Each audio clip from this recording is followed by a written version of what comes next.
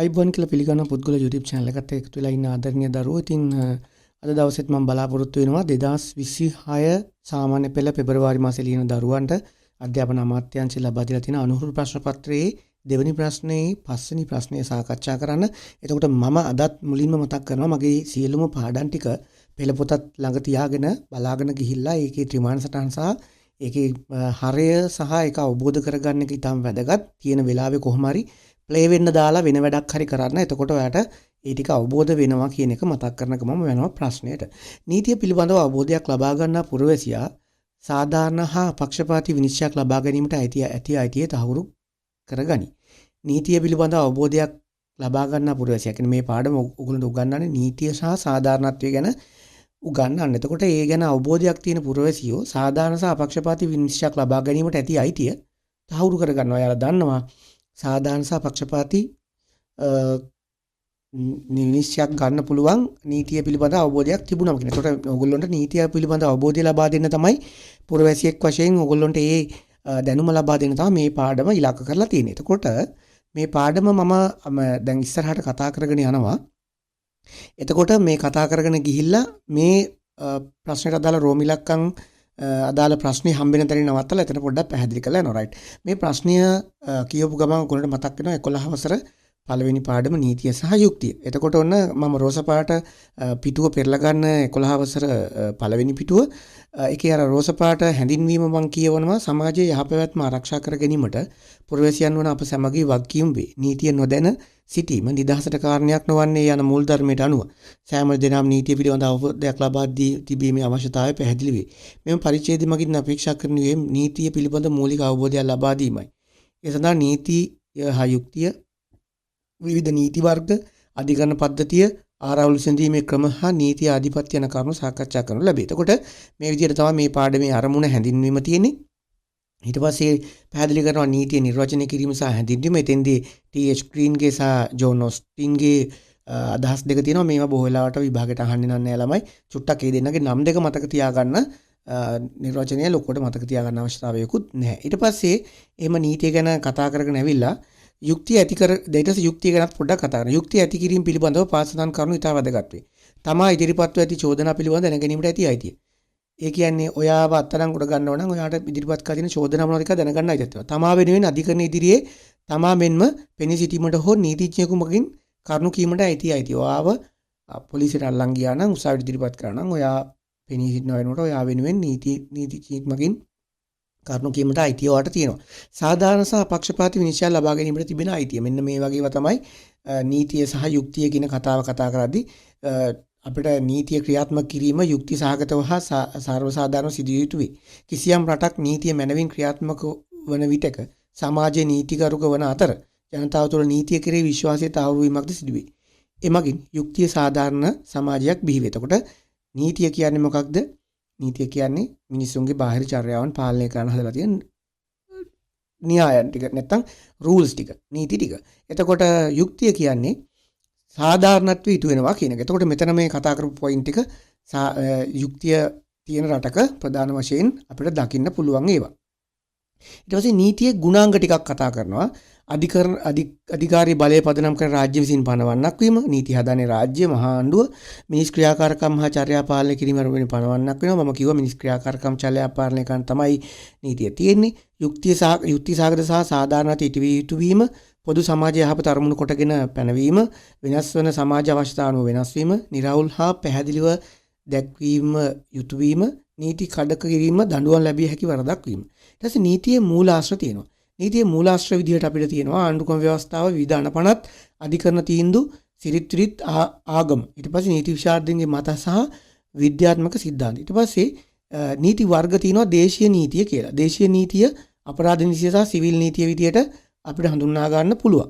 ඊට පස්සේ ඊළඟට යනකොට දේශීය නීතිය ආණ්ඩුක්‍රම ව්‍යවස්ථා නීතිය කියන්නේ රාජ්‍ය බලයේ ක්‍රියාවට නැංවීමේ උත්තරීතර නීතිය ආණ්ඩුක්‍රම ව්‍යවස්ථා නීතිය. ඊට පස්සේ අපරාධ නීතිය. අපරාධ නීතියයි සිවිල් නීතියයි වෙනස් වෙනවා.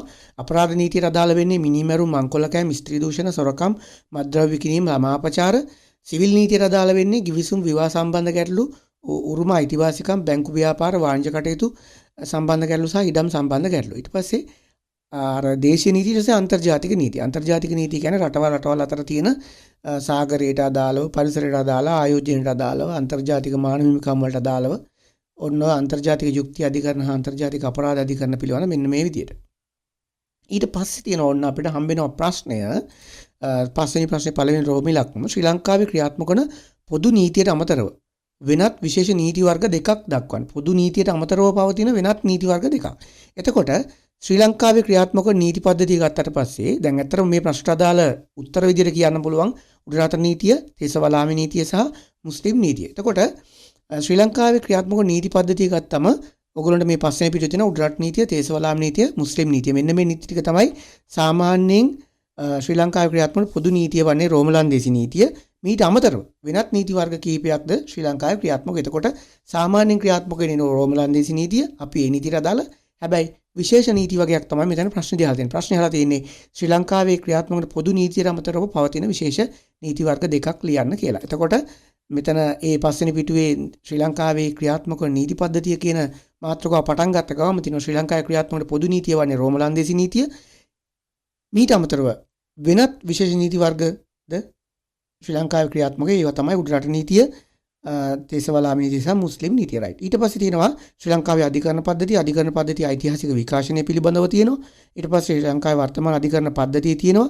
ඒක අර ට්‍රයිඇන්ගල් එක නැත්තම් පිරමීඩය මහේස්ත්‍රාත් අධිකරණයේ සිට ශ්‍රේෂ්ඨ අධිකරණය දක්වා තියෙනවා. ඒ වගේ පැහැදිලි කිරීම මම මගේ ප්‍රධාන වීඩියෝ වල කරලා තියෙනවා. ඊට පස්සේ ශ්‍රේෂ්ඨ අධිකරණය කියන්නේ මොකක්ද කියලා පැහැදිලි කරනවා. ශ්‍රේෂ්ඨ අධිකරණයේ සතු අධිකරණ බලතල රූප සටහනක තියෙනවා. ඊට පස්සේ අපිට තියෙනවා අභියාචන අධිකරණය කියන්නේ මොකක්ද කියලා. අභියාචන අධිකරණයෙන් අභියාචන බලතල කාර්යසරික කතා කරනවා. ඊට පස්සේ පළාත් බද මහා අධිකරණය ඒකේ තියෙන බලය මොනවද කියලා කතා කරනවා. මහා අධිකරණය මොකක්ද කියලා කතා කරනවා. ඒකේ තියෙන බලතල මොනවද කියලා කතා කරනවා. ඊට පස්සේ දිසා අධිකරණය තියෙනවා. ඒකට අදාළ ලක්ෂණ ටික කතා කරනවා. ඊට පස්සේ මහේස්ත්‍රාත් අධිකරණ. මහේස්ත්‍රාත් අධිකරණ තමයි 15ම අධිකරණය. ඊට පස්සේ නීතිය ක්‍රියාවන් වන ප්‍රධානීන්ගේ කාර්යභාරය. අධිකරණ අමාත්‍යතුමා මේ දවස්වල ඇහෙනවා. අග්‍රනිශ්චකාරතුමා මේ දවස්වල නිතරම ඇහෙනවා ටීවී එකේ. නීතිපතිතුමා ඊට පස්සේ හම්බෙනවා නීතිපතිතුමාගේ කාර්යයන් ටික. ඊට පස්සේ මේ විදිහේ නීතිපතිතුමා සතු බලතල හා කාර්ය ඉටු කිරීම සඳහා සහාය වන වෙන නිලධාරීන් විදියට ආය පිරමීඩයක් තියෙනවා. නීතිපතිතුමා උඩින්ම ඉන්නවා සොලිසිටර් ජෙනරාල්, අතිරේක සොලිසිටර් ජෙනරාල්, නියෝජ්‍ය සොලිසිටර් ජෙනරාල් වරුන්, රජයේ ජ්‍යෙෂ්ඨ අධිනීතිඥවරුන් සහ රජයේ අධිනීතිඥවරුන් විදියට.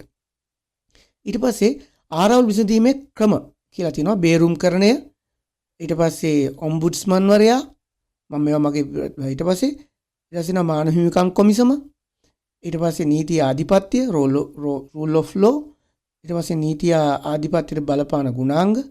ඔන්න ඊට පස්සේ එනවා අපි ප්‍රශ්නයට. ඔන්න ප්‍රශ්නයට එනවා ඊළඟ ප්‍රශ්නෙට නීති ආධිපත්‍යයේ තාවුරු වැඩි සමාජයක දැකිය හැකි ලක්ෂණ තුනක් දක්වන්න කියලා තියෙනවා රයිට්.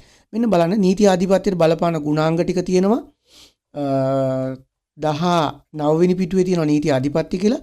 20 වෙනි පිටුවේ නීති ආධිපත්‍යයට බලපාන ගුණාංග සෑම කෙනෙකුටම රටේ නීතියට යටත් වීම, ස්වාධීන අධිකරණයක් වගේ සෑම දිනකටම සර්වසාධාරණව හා සමානව නීතිය ක්‍රියාත්මක කිරීම, අපක්ෂපාතී නිශ්චිත සාධාරණ හා යුක්තිසහගත පොදු නීති පද්ධතියක් තිබීම. ඔන්න ඊට පස්සේ තියෙනවා ඉහත සඳහන් ගුණාංග අනුව නීති ආධිපත්‍ය තුල තහවුරු වෙති තිබෙන සමාජයක දැකිය හැකි ලක්ෂණ කීපයක් පහක් දැක්වේ.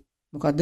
ස්වාධීන අධිකරණ පද්ධතියක් තිබීම, නීතිය පිළිබඳව සෑම පුරවැසියෙකුටම අවබෝධයක් තිබීම, නීතිය නොදැන සිටීම නිදහසට කාරණයක් ලෙස නොසැලකීම, සාධාරණව සහ අප්‍රමාදව යුක්තිය පසඳලීම, පුද්ගලයන්ගේ තරාතිරම රැකියාව ධනය හෝ වෙනත් කරුණු හෝ පදනම් කරගෙන නීතිය ක්‍රියාත්මක නොවීම, නීති ඉදිරියේ සෑම දෙනාම සමාන පුද්ගලයන්සේ සැලකීම, විනිශ්චයකාරවරුන්ට තම තීන්දුව ගැනීමේදී බලපෑම් නොවීම. මෙන්න මේ ටික තමයි උත්තර විදිහට ඒ ප්‍රශ්නට අදාළව තියෙන්නේ. ඊට පස්සේ අපි යනවා ඉස්සරහට අධිකරණයේ ස්වාධීනත්වය කියන්නේ මොකද්ද? ඒ යටතේ තියෙනවා විනිශ්චයකාරුන් පත් කිරීම, විනිශ්චයකාරුන් ඉවත් කිරීම, විනිශ්චයකාරුන්ගේ වැටුප්, වෙනත් අනතුරු බාර ගැනීම, අනවශ්‍ය මැදිහත් වීම සහ පාලනය කිරීම සීමා කිරීම, අධිකරණ සේවා කොමිෂන් සභා පීඨුවේ මෙන්න මේවා අධිකරණයේ ස්වාධීනත්වයට වැදගත් වෙනවා. ඊට පස්සේ තියෙනවා ප්‍රශ්නයක් පස්වෙනි ප්‍රශ්නේ තුන්වෙනි රෝම ඉලක්කම රටක අප්‍රමාදව සහ අපක්ෂපාතීව යුක්තිය පසුදැරීම නිසා ඇතිවිය හැකි වාසිදායක තත්ත්වයක් දෙකක් ලියන්න කැතනවා රයිට්. ඔන්න ඊළඟට මේ ප්‍රශ්න අදාළ උත්තරේ තියෙනවා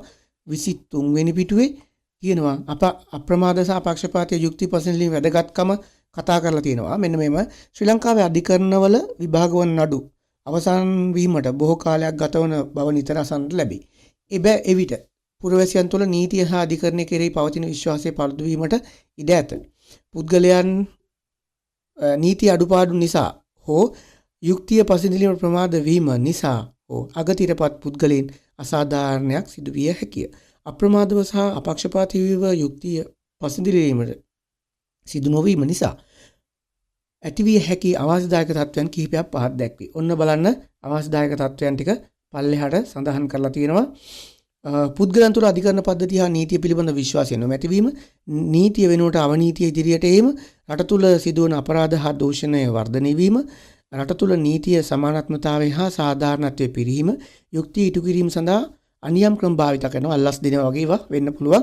යුක්තිය ඉටු කර ගැනීම සඳහා විශාල කාලයක් ශ්‍රමයක් මුදලක් වැය වීමට සිදුවීම, මිනිසුන් තුළ අධිකරණය හා නීතියට ඇති ගෞරවය හීන වීම. ඊට පස්සේ තියෙනවා ඔන්න ප්‍රශ්නය, ඔබ නීතිගරුක පුරවැසියෙක් ලෙස ජීවත් වීමට වෙන ප්‍රයෝජන දෙකක් දක්වා ඉන්න එකක් පැහැදිලි කරන්න කියලා. ඊට පස්සේ ඒකට අදාළ උත්තරේ ළමයි ඔය පොතේ කොහෙවත් නැහැ. තියෙන 23 වෙනි පිටුවේ ක්‍රියාකාරකම්. නීතිගරුක පුරවැසියෙකු ලෙස ජීවත් වීම ඇති වැදගත්කම් පිළිබඳව සාකච්ඡා කරන්න කියලා. right. එතකොට ළමයි මොකද්ද B ප්‍රශ්නේ තියෙන්නේ? මෙන්න මේ විදිහට කතා කරනකොට එකිනෙකා අතර සමගිය විශ්වාසය වැඩි වෙනව නේද? නීතිගරුක ලෙස පුරවැසියෙක් ලෙස ජීවත් වෙනාට පස්සේ නේ ඉස්කෝලෙත් එහෙමනේ. යා හොඳ ළමයෙක්, එයා වැරදි කරන්නේ නැහැ කියන එක එනවනේ. අන්නේ ජාතින ගරු කරන පුද්ගලයන් බිහිවීම, උසස් ජීවන මට්ටම ළඟා කරගත හැකීම, අයිතිවාසිකම් ආරක්ෂා වීම, රටක ආර්ථික ස්ථාවරත්වයේ ගොඩනැගීම, ඊට පස්සේ ජීවත් වීම සුසු සාමකාමී පරිසරයක් නිර්මාණය වීම, මෙන්න මේ වගේ කරුණා දෙකක් ලියලා ඉන්න එකක් ඔයාලට දැනෙන විදිහට විස්තර කරන්න කියලා කියන්නේ. මොකද මම විස්තර කිරීම ඔයගොල්ලන්ට පැහැදිලි කරන්නේ. මොකද ඒගොල්ලෝ හිතලා ලියන්නේ. ඒකට බොහෝලට ලකුණ ලැබෙනවා. සාධාරණ උත්තරයක් වුණොත්. එහෙනම් සිළු දිනකට ජය වේවා. අපි ඊළඟ ප්‍රශ්නෙන් හමු වෙමු.